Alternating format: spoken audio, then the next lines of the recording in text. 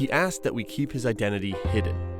So let's call him Dmitry, just a guy making a living in the small town of Veles, Macedonia. I wrote that the celebrity wants to kill Trump. The Queen of England wants to meet Trump. Trump and Putin had a secret meeting in Mexico. Dmitry is 18 years old, and he says that in the past 6 months, he's made more than $60,000 writing, posting, and sharing fake news articles about the American election. His biggest cash cow? Make America great again. Donald Trump. Trump is not a politician just like any other. I think that nothing could beat Trump supporters when it comes to, social media engagement. And that's why we stick to Trump. In the final 3 months of the presidential campaign, the most viral fake news stories outperformed the most viral real news stories on Facebook, according to a BuzzFeed analysis. Most were pro-Trump.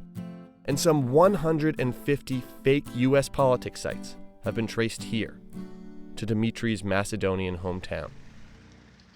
He was willing to lift the veil on his bootstrap operation, which he claims garnered 40 million page views in the past 6 months.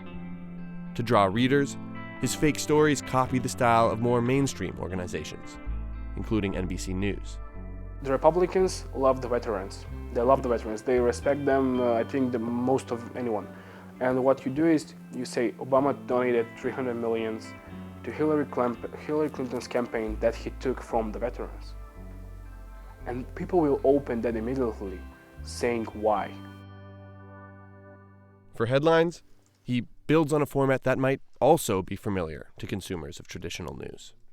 The most read news articles are usually the one containing the clickbait words. And the clickbait words are, as you know, the oh my god, breaking news, wow. If you say, oh my god, new bunch of emails from Hillary got released, people will like to open that because they want to see more. Really, Dmitry says, the fake news game is pretty straightforward. You see what people like, and you just give them. If they like water, you give water. If they like wine, you give wine. It's really simple what we do. Fake news has affected Veles. In a country with almost a quarter of its citizens unemployed, and in a town with an average annual income below $5,000, the impulse to deceive was seemingly irresistible. So now, as the money flows, so too does the liquor.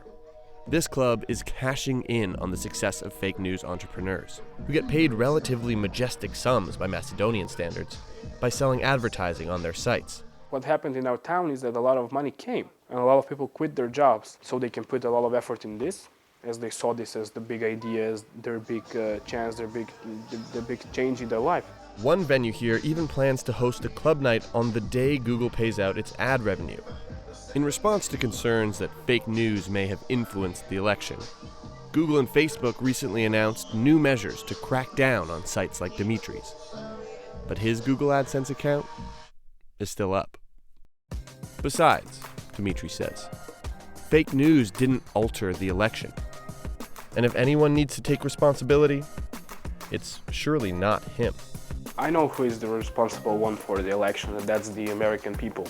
I think the American people take their politics not as serious as other countries do. No offense to Americans, but we don't believe such hoax news.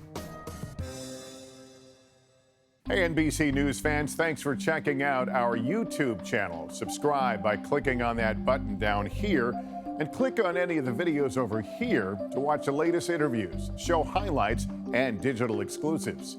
Thanks for watching.